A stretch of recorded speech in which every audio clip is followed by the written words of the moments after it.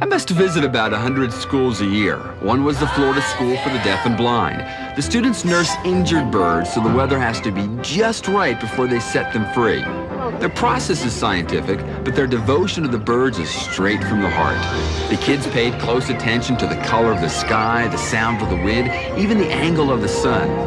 The weather's important to a lot of you for a lot of reasons. That's why it's so important to me. Tim Deegan, part of the 12 News team, the one to watch. Good evening and welcome to Regarding Your Health. I'm Mona Scott. In the rapidly changing field of healthcare, technology seems to move at such an astonishing rate, it's hard for many of us to keep up with the very latest in available treatments. It may surprise you to find out that one of the most comprehensive eye care centers in the Southeast is located right in our own backyard, and your access to it, should the need arise, is as easy as picking up the telephone. We first see each other and communicate by looking eye to eye in the many circles of blue, green, and brown.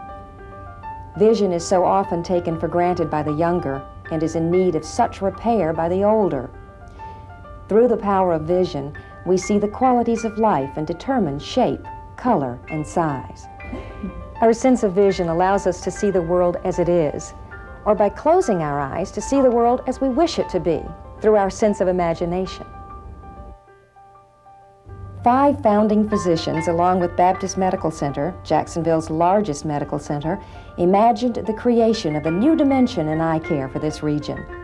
Out of their vision, innovative thinking and planning, Baptist Eye Institute became a reality. Located on Baptist's new outpatient campus, the Institute offers convenient and cost-efficient diagnosis, treatment, and outpatient surgical services, including a diagnostic laser center for treating virtually all eye diseases. Board-certified Institute ophthalmologists work with area physicians and optometrists to provide comprehensive eye care through this region's first eye care network. Network optometrists provide easy access to primary eye care for eye examinations, eyeglass prescriptions, contact lenses, and eyeglass frames. Together, these innovative professionals comprise the Eye Care Network. CH Studios presents Hair for Life. Hair for Life programs designed for you, your lifestyle, your image.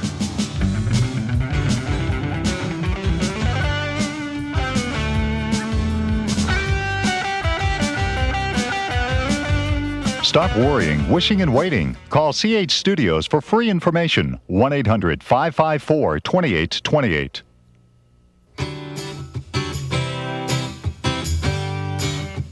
CH Studios presents Hair for Life. Hair for Life programs designed for you, your lifestyle, your image.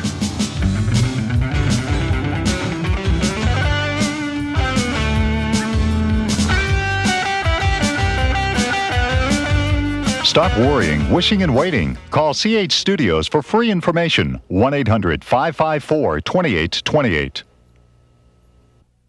I lost a best friend to breast cancer. Kay was only 29. So I called my mom and I said, hey, let's remind each other to do self-exams, and that's how Buddy Check 12 started. And now we're celebrating because 110,000 women across the First Coast are doing Buddy Check 12. Patty here, she did it, and Ginny, they all found their own breast cancers early. This is why I love my job. Jeannie Blaylock, part of the 12 News team, the one to watch. Situation. Jacksonville couple swindled by home repairman for over $1,500. Result, jail for grand theft. Situation. Arlington bill collector takes the money and runs. Result, caught red-handed, forced to pay back money. Situation. Orange Park woman ripped off by so-called dog breeder. Result, the criminals behind bars. What do all these cases have in common? 12 News I-Team reporter Ken Amaro. I'll be back. Quality Mobile Homes is having their 5-year anniversary sale, June 3rd, 4th, and 5th. Now is the time to buy, and Quality makes it easy with on-site financing. Single wides as low as $169 a month, double wides as low as $199. Visit one of 4 locations: Phillips Highway just north of University, Roosevelt Boulevard just north of NAS Jacks, Landing Boulevard in South Orange Park, and Highway A1A at Yulee. Don't forget, June 3rd, 4th, and 5th for these fantastic savings at Quality Mobile Homes.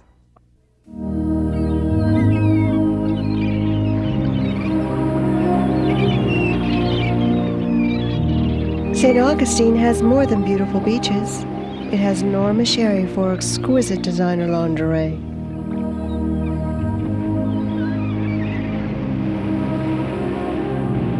Norma Sherry European Day Spa. Enhance your being and indulge yourself. 824-6220. I have fallen in love with this area. There is always something new to discover. Those little out-of-the-way places, the wildlife, the sun, the ocean. All right, why don't we haul at the gym? But what's the best discovery? People. So many folks with so much to share. Tell me about the hotel over there. Join me as I discover some of the things that make this area great. And you might discover a few things too. Steve Abrams, part of the 12 News team, the one to watch.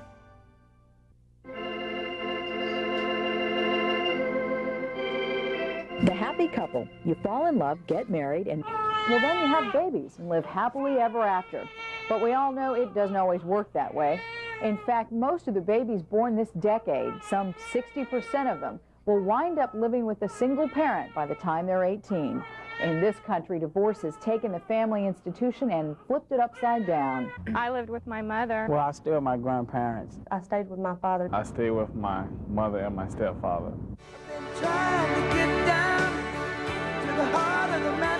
Doesn't anybody live with mom and dad anymore? Not many. Not with one of every 2 marriages failing in this country. Boys and girls, how many of you live in or have parents that have been divorced? They're just learning long division and studying Jacksonville history. But divorce, they know all about it. When parents split up, they usually fight and stuff like that. Renee and her sister Marlena say for their family, divorce was probably the best thing. Well, they would always fight, and she would always hide us and stuff. He would come home and then he'd get really, really mad and stuff, and he'd throw dishes. The girls have some frightening memories of their parents' marriage, but when their parents decided to get divorced, well, that was just as scary. I was like, am I going to live with my mother or my father? And then my mom told me you were going to live with me, because I've always wanted to live with my dad. For a child, a divorce is an extremely significant loss, just like it is for an adult. Bishop is a psychologist who works with children of divorce. She says some handle it well, but other children more typically, we'll see they won't be able to concentrate, they may be depressed. If something's going on at home, they find it difficult to focus on whatever the activity is within the classroom. Take Christopher, for example. Even several years after his parents' divorce, the memories are still very painful. I was really upset. I stopped doing everything. I stopped going outside and stuff. And I didn't care in school anymore. I just sat around in class and just daydreamed a lot. Even when the parents argue nonstop, kids are usually baffled and angry about the divorce. We really didn't know what was going on. We don't know why it really happened. We never really sat down and talked about what really happened. Well, I kind of felt like she betrayed me and my father, because I always thought that if you get married, it's only supposed to be a one-time thing. You're supposed to stay together forever. But more and more these days, kids are seeing mom and dad one at a time, and it's no easy adjustment. It's when child's whole world is falling apart that they just can't cope, because nothing is stable anymore. They don't know what their future is going to be. They don't know where they're going to live. Their parents are asking them to take signs, and really the parents are acting more like children than adults because they're so insecure. And those children need to be taken care of by the parent, not the other way around. But all too often, it is the children who become the casualties in the divorce war.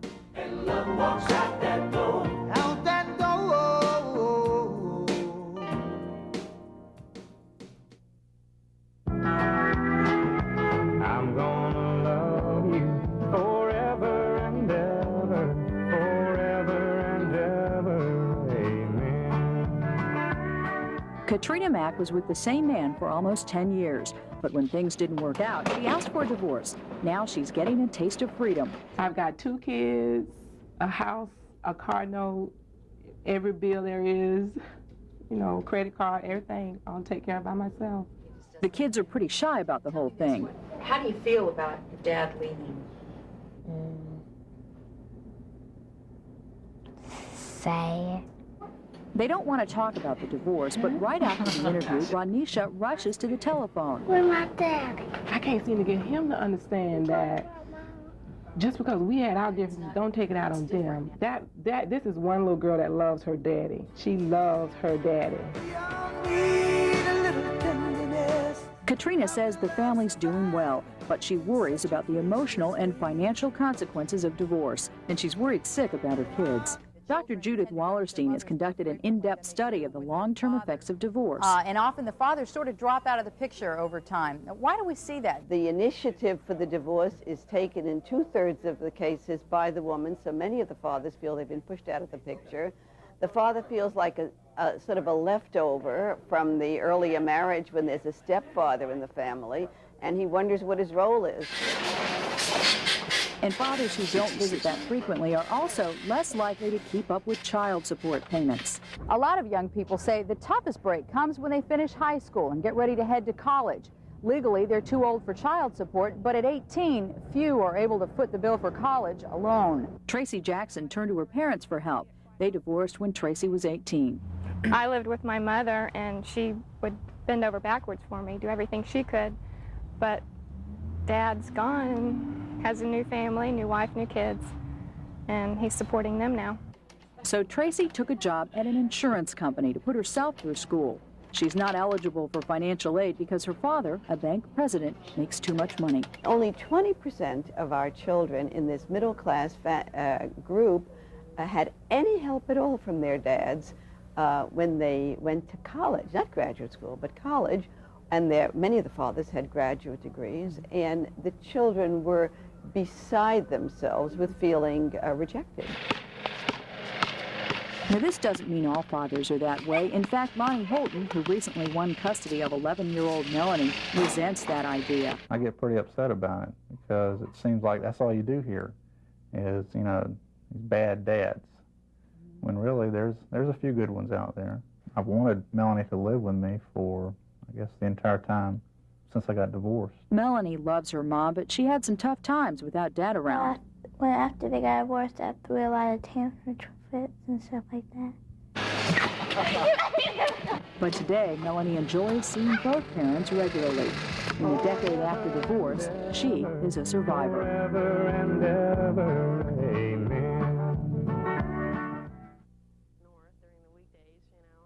He had a nice little scheme set up where a hotel that usually paid for his bills through the company would call him immediately at this lady's house if my mom called for my dad or one of his kids had an emergency to get a hold of him.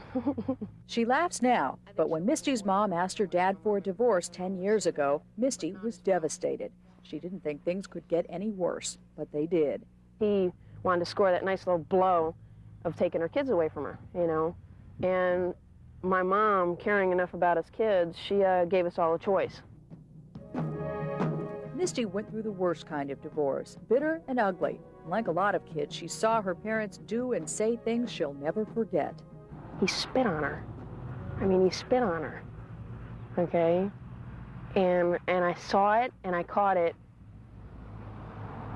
and I was like appalled, you know? I'm thinking, God, if that isn't about the most stupid and childish thing to do. As far as I was concerned, you know, you're not worth it anymore.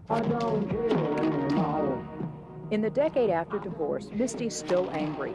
Angry that she was bounced back and forth in a custody match between feuding parents. Dr. Judith Wallerstein has conducted a 15-year study of children of divorce. She says half the kids she followed grew up in families where parents also stay angry, dispelling the idea that time heals all wounds. Now, divorce is so prevalent that I think a lot of adults tend to think it's really not any big deal, but is that true for kids?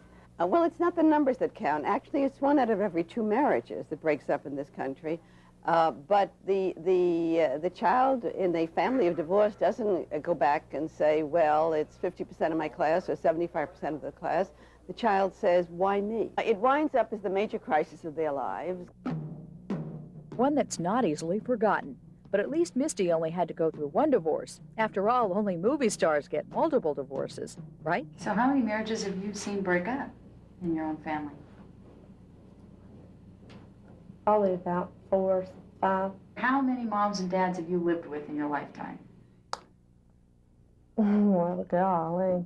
How about Mom's second marriage? It's like, well, is he going to take the place of my daddy? Is this, and it was weird. Maybe it's weird, but it's certainly not uncommon. Dr. Wallerstein's study, half of the kids from divorced families saw their parents divorce a second time. It gets harder and harder each time. I mean, like my mother's married for to her third husband, and it took me a long time to start to love him as a father or look at him as a father figure, because I was, was she going to stay with him this time? Is this going to be the last one? And now you're married. Yeah. And how old are you?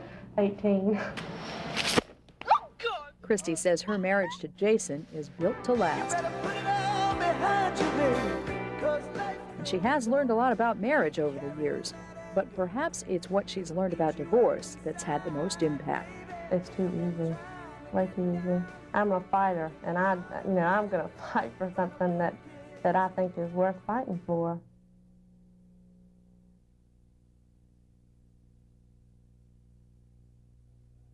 I was inside, and when I heard the shots, I ran out the back door. What are you doing? No! Went around the building and went south and kept on going. 32-year-old Leon Craig Douglas is wanted for murder. He's 5 feet 6 inches tall, 160 pounds, brown hair, blue eyes. Police say this is what happened on November 16th. Douglas drives to Tom's Place Lounge in Lake City. His wife, Charlene, is outside when he arrives. The two begin to argue. What are you doing here? I don't want to talk to you. I don't have any... Talk to me. No, I don't want to talk to you. Leave me alone. No. Charlene refuses to cooperate with Douglas, so he goes to his truck and gets a handgun. What are you doing? No. Douglas then leaps into his truck, drives up to Charlene's body, and shoots her again, then takes off. In 1980, Douglas was arrested for a forgery. Also in 1980, he was arrested in Monroe County for armed robbery, which later the charge was dismissed. In this crime, he used the weapons that were similar to this 380 handgun and also a 12-gauge shotgun. Again, the suspect is 32-year-old Leon Craig Douglas, 5 feet 6 inches tall, 160 pounds, brown hair, blue eyes. Police say Douglas could be driving a blue and white 1984 Ford pickup truck.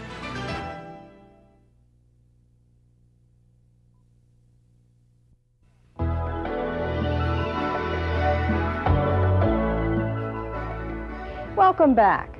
Today, the Baptist Cancer Team, comprised of medical, radiation, and surgical oncologists, psychologists, nurses, technicians, and others who work closely with laboratory, pathology, and radiology staff, continue with courageous dedication to treat cancer patients and to fight in the battle against cancer. The oncologist, or the quote-unquote cancer doctor, is in charge of the whole organization of the patient's care.